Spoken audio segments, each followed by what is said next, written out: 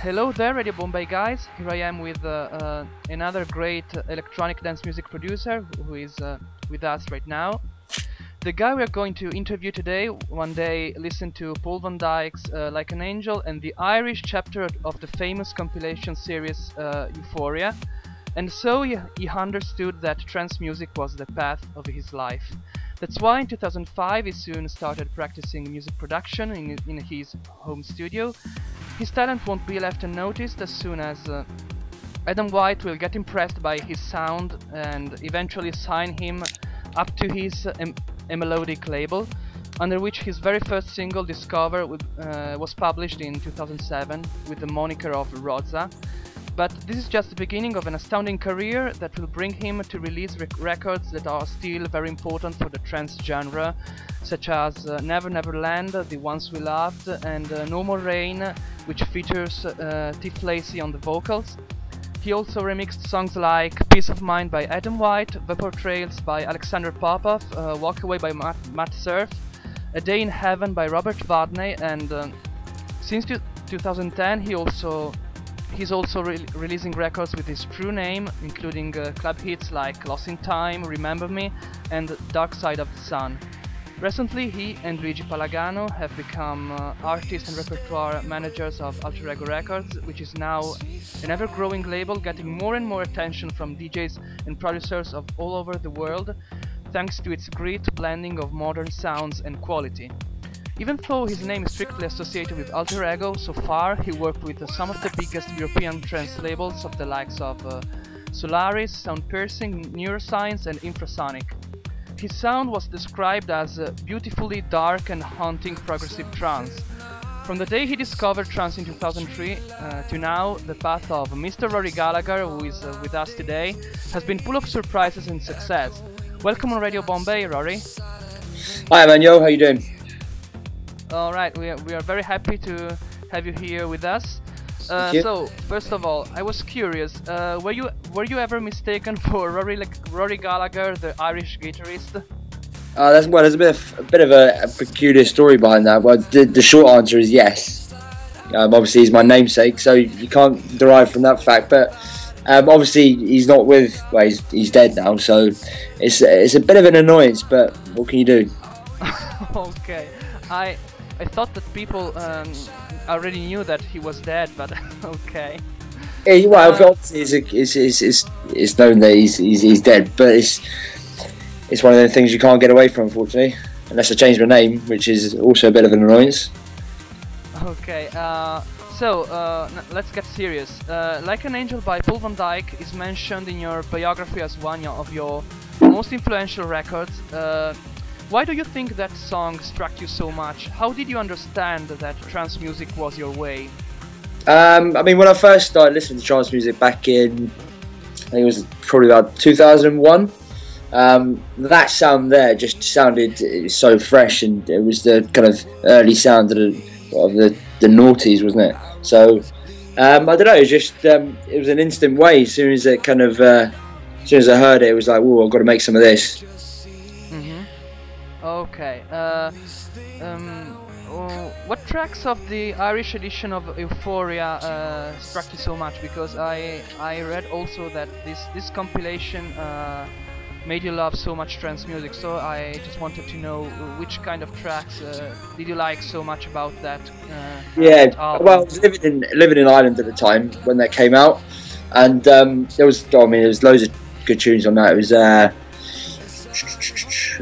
Thomas and Filterhead, Sunshine. That's a great track. Oh yeah, Envy. Songs indeed. Yeah, and it was an MVQ Hypnotic Dreams track, which is still today an absolute belter. Lots of tracks on that. I mean, it's nearly 10 years ago now, so it was a very influential album to me, to be honest. You are based in Cardiff, but you are from London. Yeah. Were you used to attend often the London underground scene? Which places or DJs particularly helped you to develop and expand your music horizons? When I was growing up in London, I used to go to Turnmills every weekend or every time I could get down there, and that was for me, that was the best. Well, it was the best club I've ever been to, and it is the best club I've ever been to. Unfortunately, now it's closed down. But yeah, back in like 2006, I used to go week in, week out, and I mean the DJs there were just phenomenal. Like a nice, intimate, small club. I miss it really. The only place in London now is obviously Ministry of Sound, and you get this. I mean, week in, week out, international DJs. But in terms of the London scene now, I don't think. I mean, there isn't a thriving trance scene. As I said, it's just Ministry, really, which is a bit of a disappointment. But that's the current state. Speaking of which, I heard, you know, sometimes I'm subscribed to many Facebook pages about electronic dance music, and I often hear that Ministry of Sound has got too much commercial, that music is crap there. What do you think about it? Do you think that Ministry of Sound has gotten so worse? Because I don't think so. I think Ministry of Sound is a mainstay in obviously in the dance world. I think on a Friday night you got the trance nights, and a Saturday night you got the house nights. So I mean, it's got a good balance, and it caters for kind of all the wide range of EDM. So I mean, I personally love Ministry of Sound. Your first meeting with Adam White allowed you to publish your very first single. What can you tell us about your professional and musical relationship with Adam White?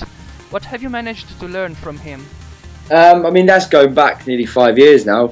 I remember first when I was at uni actually making that track, and I sent it to Adam's girlfriend, well, wife now I think it is, and she loved it and then got in touch with Adam, and then Adam rang me up and obviously signed me up to the label.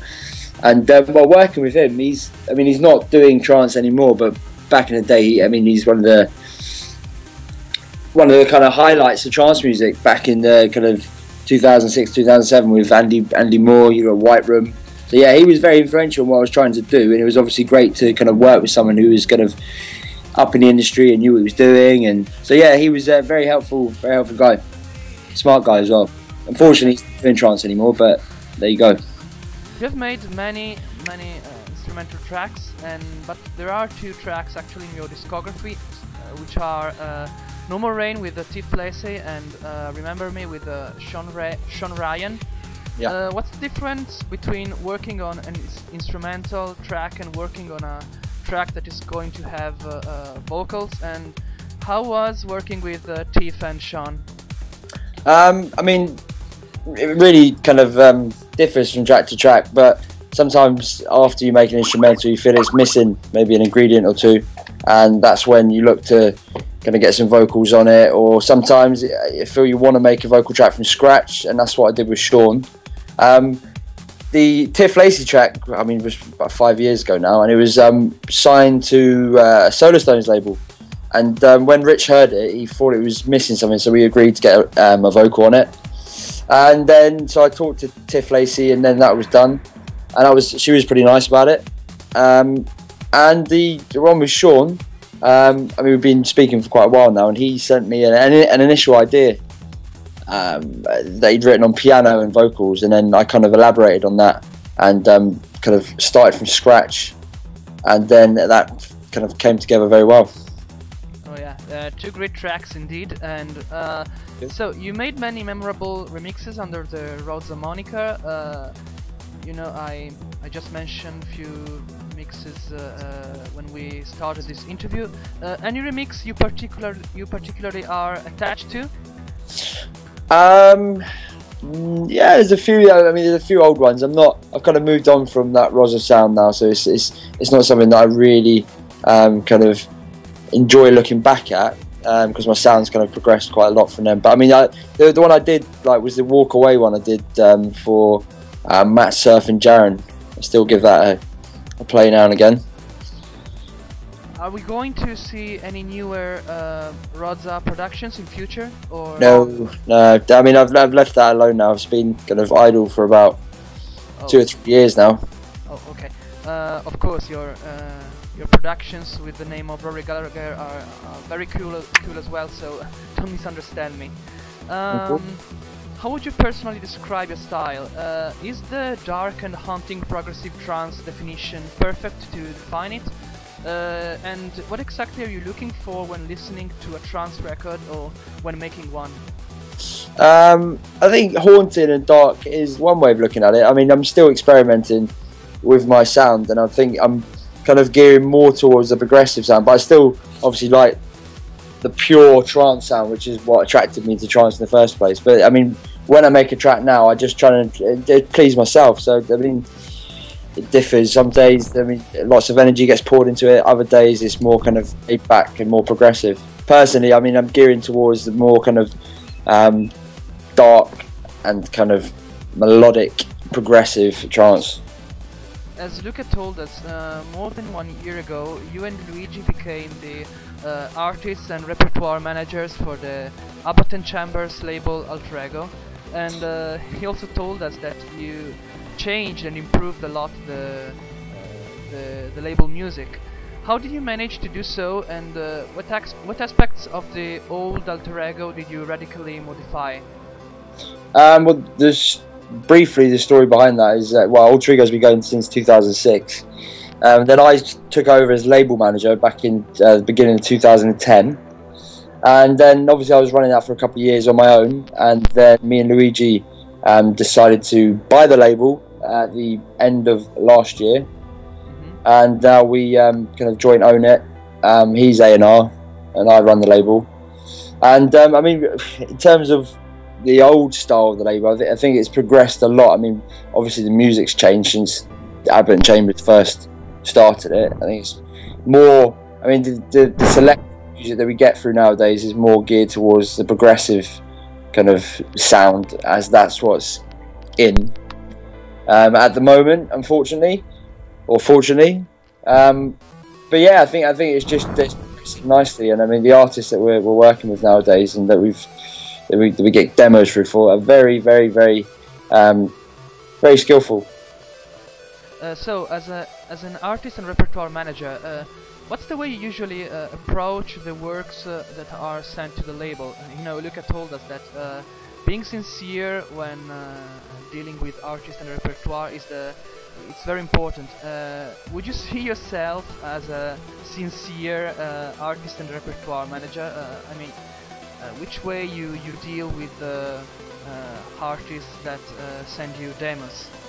I mean, first, I mean, I don't really deal with the A&R anymore for the label. Luigi Palagano does that, and I mean, he gets the demos through and I get the final say on the track, so that's how it works. But in terms of being sincere, obviously being an artist myself, yeah, handle with care, I think is always the way. Oh yeah, that's right. So, want to tell us something about the equipment and the software you use for your own productions? Is there any particular favorite synth or software of yours that you mostly use? Yes, I mean, I use mostly Reason 5 and Logic together rewired. Sometimes a bit of Pro Tools and a little bit of Presonus, but for me it's usually Reason and Logic. Kind of take the driving seat. Any favorite synth of yours? To be honest, not really. I mean, most of the sounds I make are my own sounds, obviously on Reason, using subtractive synths and the combinator. So I mean, most of the sounds you hear in my music are made from scratch. I try not to, obviously. I mean, sometimes I like to use a preset or two and then mould it, but I mean, generally I like to try and be original with the sounds. Oh, right, yeah. I think that any good producer must be original with his own sound. Yeah, and it's half the fun as well. You know, as you have noticed, making a trance record is easier now than in the past because, you know, of the technological evolution and so on. Yeah. I mean, everybody can get a few VSTs, a music arrangement program, and then try to make the next masterpiece. And you know, I also noticed that YouTube is full of these aspiring producers posting, you know, trance and dubstep stuff. Yeah.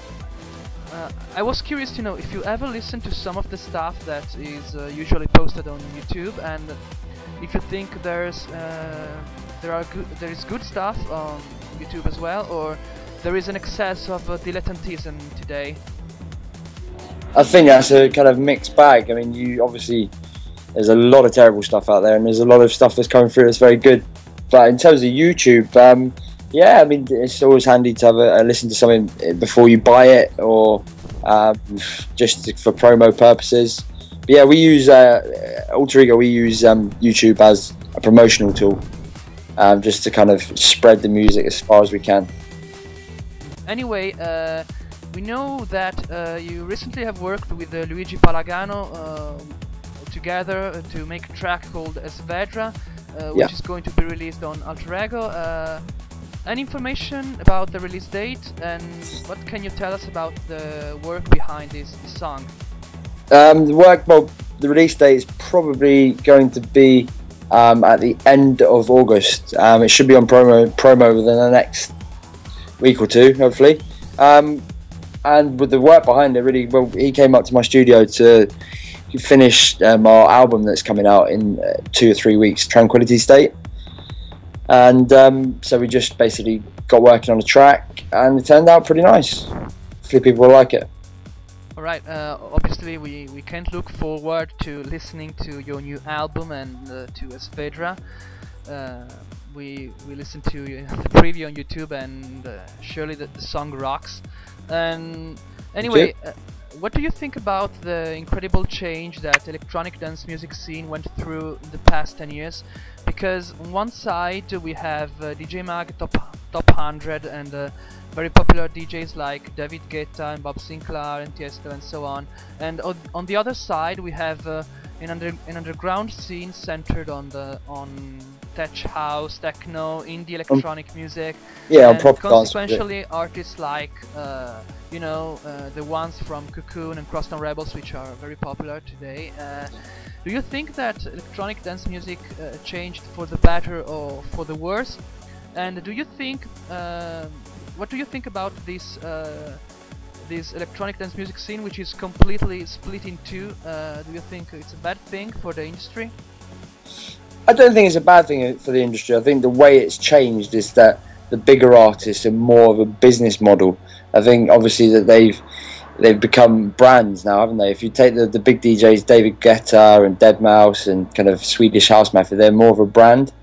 And I think that then kind of sets apart the underground and the commercial, which is good. I think because people who truly like dance music then kind of are brought in as a kind of gateway by these big artists, and they act as kind of gateway DJs, a little bit like Judge Jules.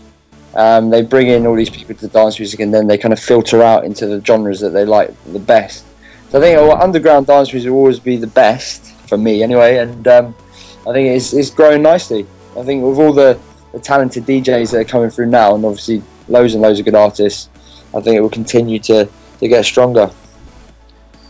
So, any future plans for Alter Ego, or what kind of surprises should we expect for this label?